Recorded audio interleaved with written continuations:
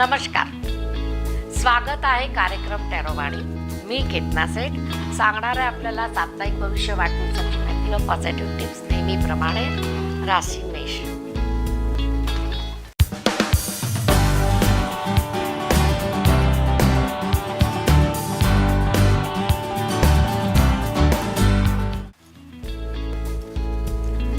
Mesh राशीला king of pentacles आलेला आहे. खूप छान कार्डानं सुरुवात आहे आणि किंग ऑफ कप्स दोन्ही कोट कार्ड आहे. त्यामुळे असं दाखवते की आठवड्यामध्ये काही ना काही महत्त्वाची कामं तुमच्या हातानं होत आहे.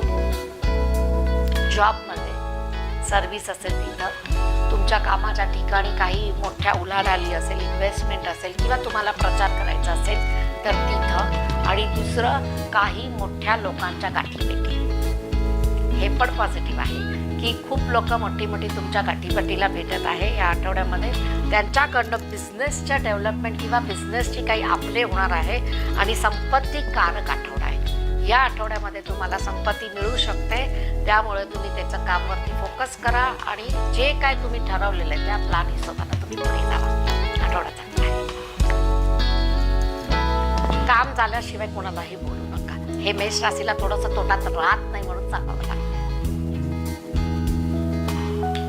वृषभ राशी.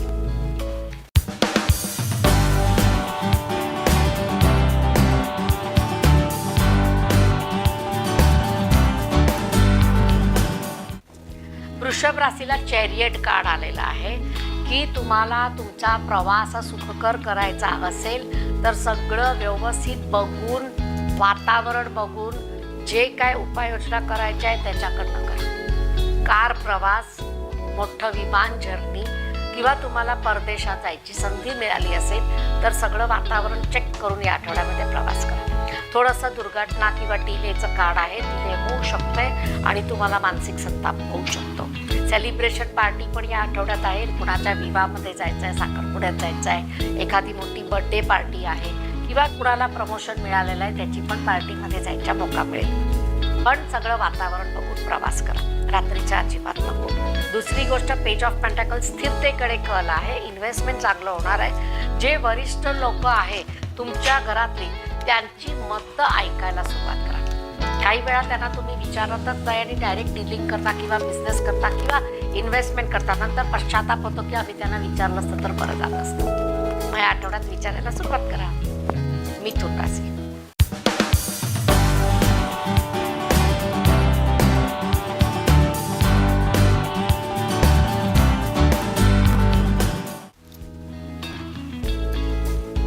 हे बघा, मिथुन राशीला कार्ड्स काय म्हणतात, त्यांना एक पॉझिटिव्ह समाधान मिळताना दिसत आहे की ओके डन, आता माझं काम वेळेवरती झालेलं आहे, मी परीक्षेची तयारी केलेली आहे आणि आता जे काय रिझल्ट येणार ते मला पॉझिटिव्ह येणार आहे. स्ट्रेंथ बघा केवढं वाढलेलं आहे आणि या स्ट्रेंथवरती तुमचं काम चालू आहे.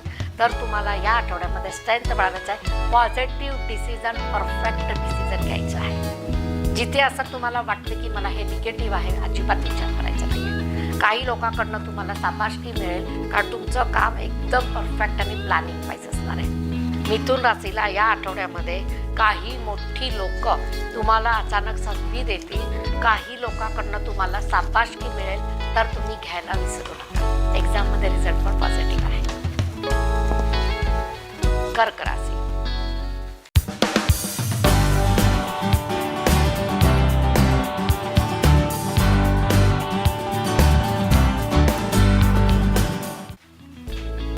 कर्क राशीला ब्रोकन हार्ट विथ सन आले.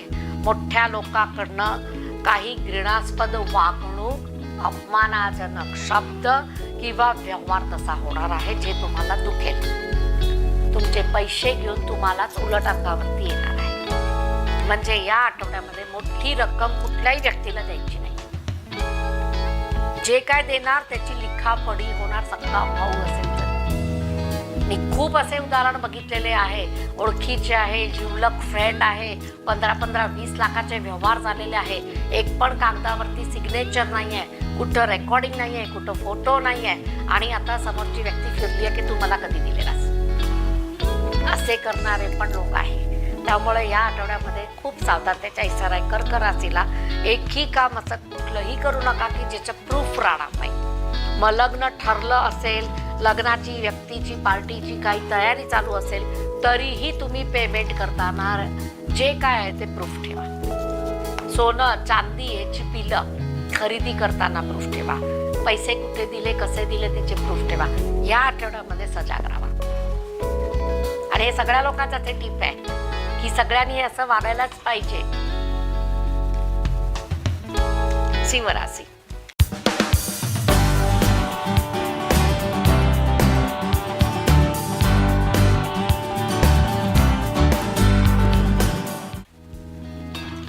सिंह राशीला प्रेग्नंट लेडीला थोडंसं डिलेव्हरीमध्ये प्रॉब्लेम येण्याची शक्यता वाढलेली आहे. थोडं स्वास्थ्य बिघडताना दिसत आहे. काही लोकांकडनं जजमेंट चुकताना दिसत आहे. तुम्हाला असं वाटेल की तुमचं जजमेंट पण चुकलं. काही लोकांनी तुमची फसवणूक केली दवाखान्यामध्ये किंवा बाहेर किंवा औषध देताना. थोडीशी कंडिशन नाजूक दिसत आहे. पहिल्यापासून उपचार करा, ओके होईल. अन्यथा तुम्हाला थोडासा त्रास या आठवड्यामध्ये सिझेरियनसारख्या घटना होणार आहे. दुसरी गोष्ट, घरामध्ये काही लोकांना प्रवास करून पुढे जायची तयारी आहे आणि अचानकच प्रमोशन आणि बदली दोन्ही होणार आहे. प्रमोशन चांगली गोष्ट आहे, पण घरापासून लांब जावं लागणार आहे, बदलीची गोष्ट आहे. जे काही लोकांना आवडेल, काही लोकांना नाही आवडेल, पण नाइलाज आहे, करणं भाग पडेल, कारण हे जीवनचा एक भाग आहे. कन्या राशी.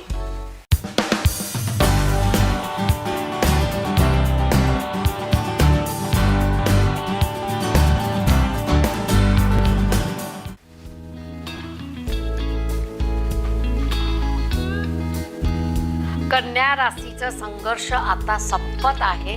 काही लोकांनी जर त्रास दिला असेल, तुमची मान खाली केली असेल, तुमच्याबद्दल निगेटिव्ह काही बदल केला असेल, बोलले असेल, प्रचार केला असेल, ते सगळं संपुष्टात येणार आहे. पॉझिटिव्ह वेळ आहे.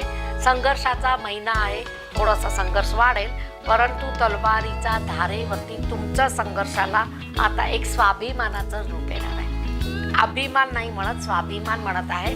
कारण जे लोक कर्तृत्ववान आहे ते लोक खूप संघर्ष करून पुढे आलेले असतात आणि ते लोकांचं रूडनेस थोडं वाढलेलं असते. का तर खूप लोकांनी त्यांना धक्के मारलेले असतात. म्हणून त्यांना असं वाटते की प्रत्येकजण मतलबी आहे, माझ्याबरोबर मतलबानच आलेलं आहे, मी पहिल्यापासून स्ट्रॉंग राहू, त्यामुळे माझ्यावरती आता कोणाला मी हावी होऊ देणार नाही. मग लोकांना काय वाटतं, याला अभिमान आहे किंवा रूडनेस आहे, पण हे स्वतःच्या प्रोटेक्शनसाठी असते आणि ते स्वाभिमान आहे. तर कन्या राशीला पण असाच अनुभव येणार आहे. तर तुम्ही त्याच्यातनं बाहेर पडाल. लोकांबरोबर मिसळताना तुमचे सिक्रेट सांगू नका, हे महत्वाचं आहे. तुला राशी.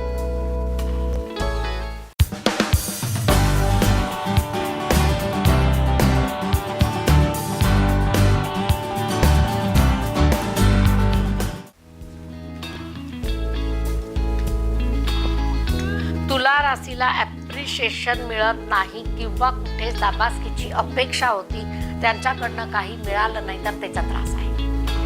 हे बघा, 3 ऑफ पेंटाकल्स, 8 ऑफ कप्स आणि 10 ऑफ स्वॉर्ड्स.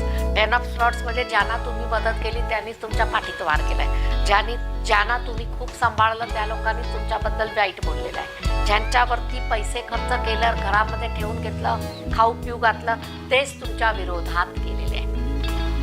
मग हे देवरानी जेठानीमध्ये होतं आहे, भावा भावामध्ये होतं, जॉईंट फॅमिलीमध्ये होतं, किंवा एखाद्या को बँकिंगमध्ये किंवा तुम्ही खूप लोकांबरोबर एखाद्या कंपनीमध्ये काम करता तिथं होतं. मग थोडासा संघर्षपूर्ण आठवडा आहे. या आठवड्यामध्ये शांतता ठेवल्याशिवाय काही पर्यायच नाही आहे. वाद विवाद चुगली इथलं इथं इथं इथं कुणाचं कुणाला सांगायचं नाही आहे. परत आरोप तुमच्यावर येऊ शकतात. वृश्चिक राशी.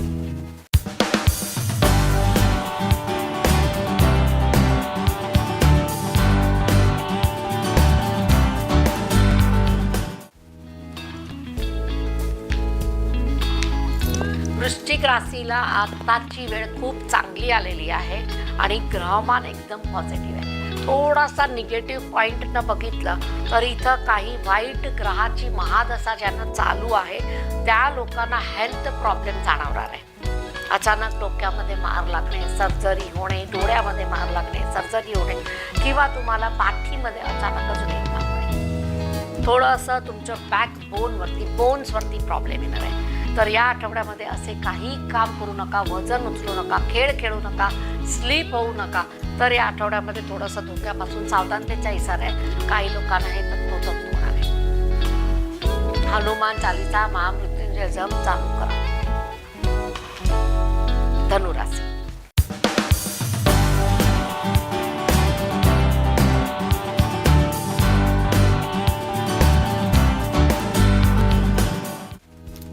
धनुराशीला मून कार्ड आहे. हे मून कार्ड तर थोडंसं निगेटिव्ह पॉझिटिव्ह मिश्र असतो आणि इमोशन्सवरती कंट्रोल नाही हे दाखवतं.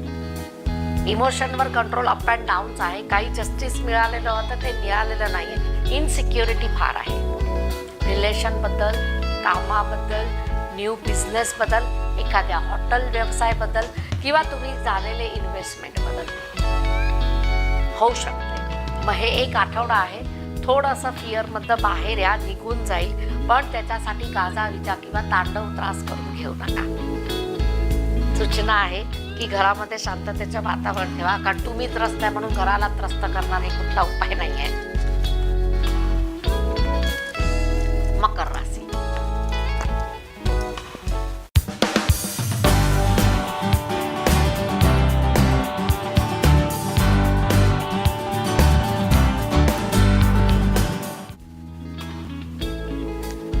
टावर काढणं सुरुवात आहे. Not good card. असं म्हणते की खूप मोठी उलाढाल पैशाची करायला गेला तरी पण लॉस आहे.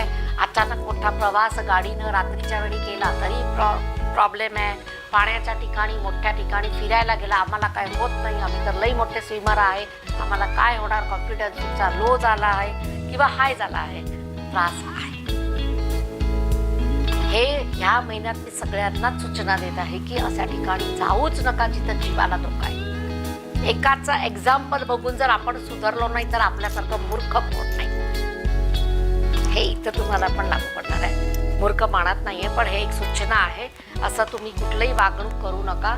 सिक्युरिटी हेल्पिंग हँड, आपल्या पाठीमागच्या लोकांची सिक्युरिटी हेल्पिंग हँड व्हायचं असेल तर तुम्हाला तुमचं इन्व्हेस्टमेंट या आठवड्यामध्ये खूप चांगल्या ठिकाणी करा. काही लोकांना असं वाटते की आपलं इन्व्हेस्टमेंट सगळंच एका ठिकाणी ओतून टाकूया, एका शेअरमध्ये लावून टाकूया किंवा एखाद्या म्युच्युअल फंडमध्ये घालूया. करायचं नाही. 4 ठिकाणी 50-50-50 करत करा, 20-25 करत करा, कारण इथं नुकसान झालं तर सगळंच एकदम जाईल. कुठंतरी बॅलन्सचा ग्राफ नक्की होणार. मकर राशी.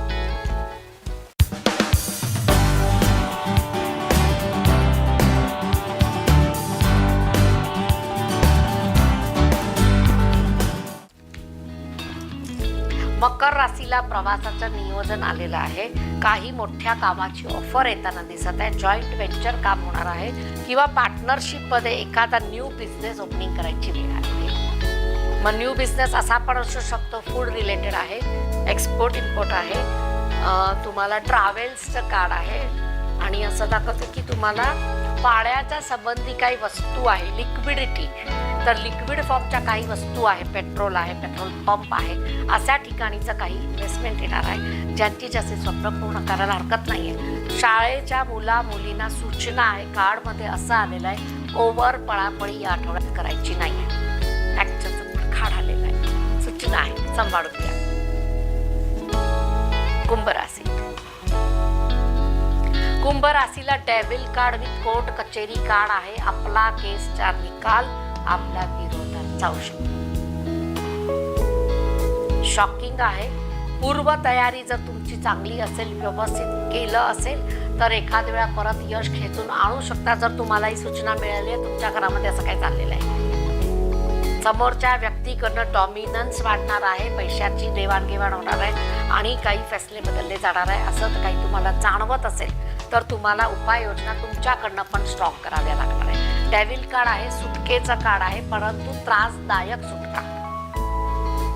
ह्याच्यामध्ये दंड बसू शकतो, जेल यात्रा होऊ शकते, काही लोकांना मोठी रक्कमेचा लॉस होऊ शकतो, काही जोड्या कंपन्या बंद होऊ शकतात. हे पूर्ण टोटल कोर्ट कचेरीचं कार्ड आहे. जर या आठवड्यामध्ये लक्ष ठेवलं कुंभ राशीनी तर थोडं निगेटिव्ह पासून पॉझिटिव्ह होऊ शकतं. मीन राशी.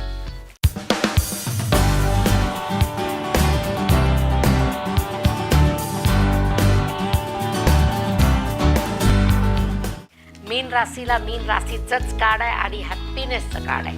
म्हणजे घरामध्ये अर्थपूर्ण वातावरण पूर्ण आणि शांततापूर्ण वातावरण आहे. हजबंड वाईफनी कॉम्प्रोमाइज केलेलं दिसत आहे. काही ठिकाणी महत्त्वाचे दोरे धागे असे सापडणार की ज्याच्यामध्ये तुम्ही मायनसमधनं प्लस होणार आहे. जे काम होत नव्हतं त्याच्यातनं 4 काम होणार आहे. जे लोक मदत करत नव्हते ते करणार आहे. ग्रह मान विशेष उपायकारक आहे. अशा वेळी तुम्ही गर्व करायचा नाही, कमेंट करायचा नाही, आरोग्य सांभाळायचं, इन्व्हेस्टमेंट पॉझिटिव्ह करायचं, नुकसान होत नाही. मुलांची काळजी, लहान मुलांची खास करून सायकलीवर जे फिरतात त्यांच्यासाठी फ्रॅक्चरचं किंवा मोठं घातपातचं नुकसान आहे. संध्याकाळी जिथं ट्रॅफिक आहे, जिथं खूप वर्दळ आहे, अजिबात मुलांना पाठवायचं नाही. हे घेऊन ये, ते घेऊन ये, मला एवढं आणून दे, नो. तुम्ही ऑनलाईन मागवा, स्वतः जाऊन घेऊन या. अशा वेळेत घेऊन या जिथं ट्रॅफिक नसणार. पण यावेळी आठवड्यामध्ये मुलाला पाठवू नका. दुर्घटना झाले तर जबाबदार तुम्ही आहे. कार्डमध्ये येते म्हणून मी सूचना देते. होणार याची गॅरंटी नाही. आपण काळजी घेतली तर हे होत नाही. परंतु काही लोकांना होणार जे निष्काळजीपणानं वागणार आणि जे बघत नाही त्यांना मी काय सांगू शकते. म्हणून फॉरवर्ड करा लोकांना शो की ज्याच्यामुळे बघता येणार आणि सावरता येणार. हे होतं 12 राशीचे भविष्य. आता आपण बघूया वाढदिवसाची माहिती.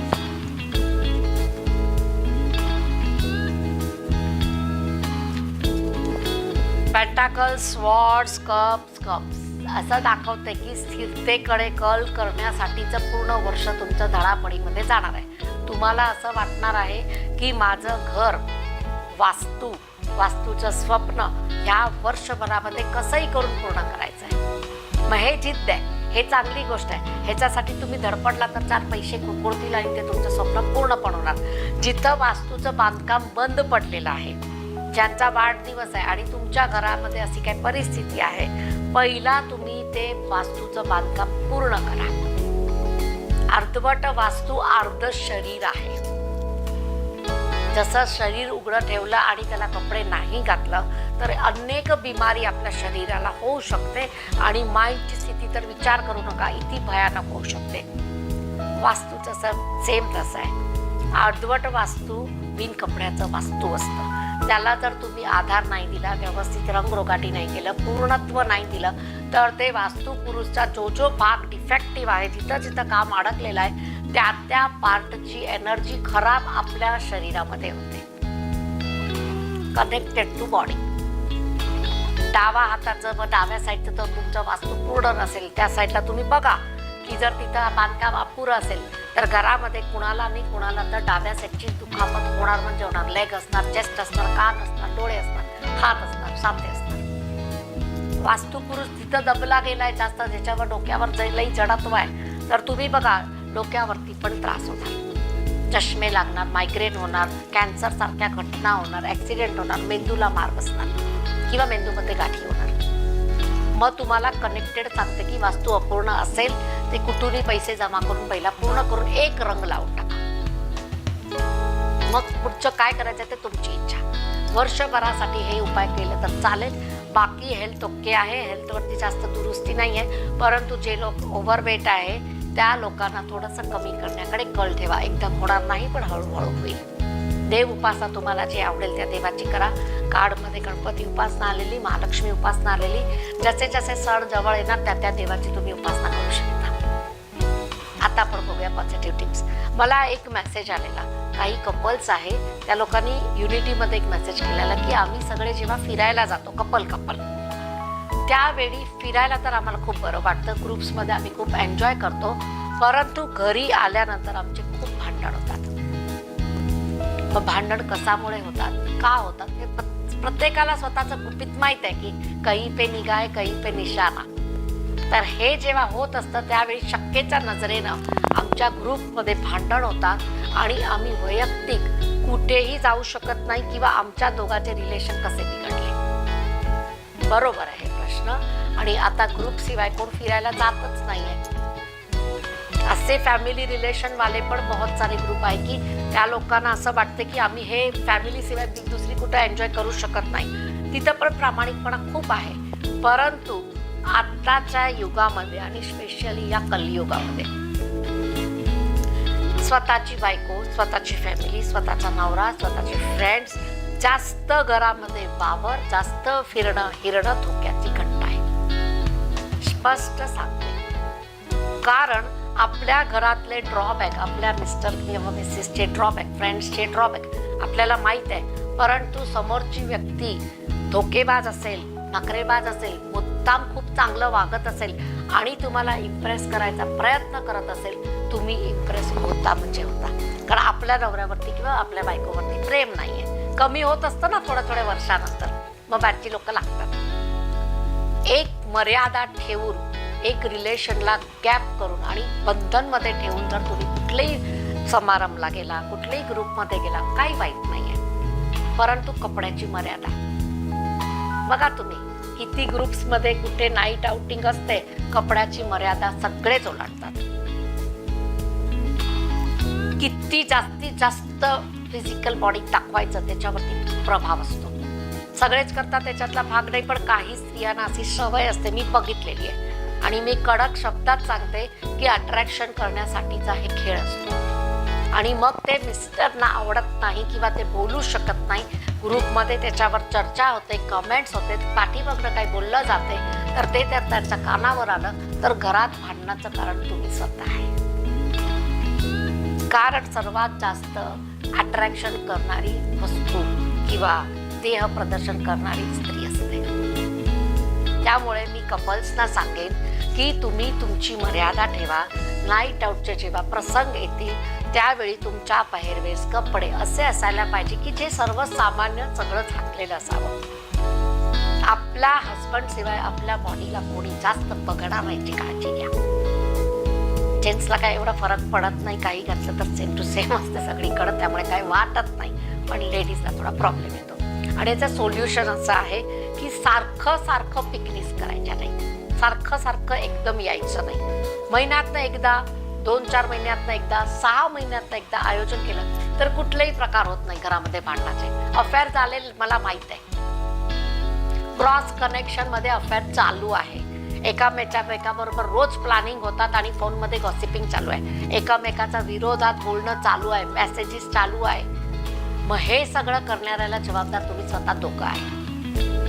ज्या कपलनीच मला मेसेजेस केले त्यांना मेसेजमधनं आन्सर मिळाला असेल की हे सगळं सोशल लोकांना दाखवण्यासाठी जे आपण करतो, दाखवतो आणि आम्ही खूप फ्रेंडली आहे, मॉडर्न आहे, खूप मोठे आम्ही लोक फ्रीडमवाले आहे, आमच्या बायकांना पण एवढं फ्रीडम आहे, नंतर रडायची पाळी आहे.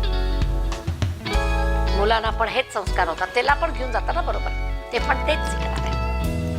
मग आदर्श सुसंस्कृती राहणार नाहीये. समाजामध्ये थोडंसं हे दूषण चाललेलं आहे, घराघरामध्ये प्रॉब्लेम आहे. पॅरेंट्सना आवडत नाहीये, पण पॅरेंट्सना ऐकते कोण? त्यांना त्यांचा पहिरवेश पण आवडत नाही, काही वस्तूची मर्यादा आवडत नाहीये, तरी ते आता बोलू शकत नाहीये. तेच घातबल झालेले आहे, कारण ते कमवत नाहीये. म्हणून माझी एक सूचना आहे, म्हातारा होईपर्यंत पैसे कमवायचे, कोणाला आपल्यावरती हावी होऊ द्यायचं नाही. तर तुम्हाला तुमचे जे काही इथिक्स आहे ते पाळायला मिळतील. मग ज्यांना जे सूचना पाहिजे होती ते मी दिली आहे. सगळ्यांनाच आरोप नाहीये, सगळे वाईट आहे असं म्हणणं नाहीये, परंतु जिथं जे घडलंय ते माझ्या दृष्टिक्षेपात रोज येते, रोज काउन्सिलिंग असतंच की का हे घडलं, का शकचं बीज बोधलं जातं, का तुमच्या आयुष्यामध्ये शक नावाचा प्राणी प्रवेश करतो जेव्हा तिसरी व्यक्ती बरोबर तुम्ही जास्त क्लोज होता. हेच करायचं नाहीये. बाकी तुमचं आयुष्य तुम्हीच कसं जगायचं तुम्ही ठरवायचं आहे. एक मार्गदर्शक म्हणून मी इथं बोललेले आहे.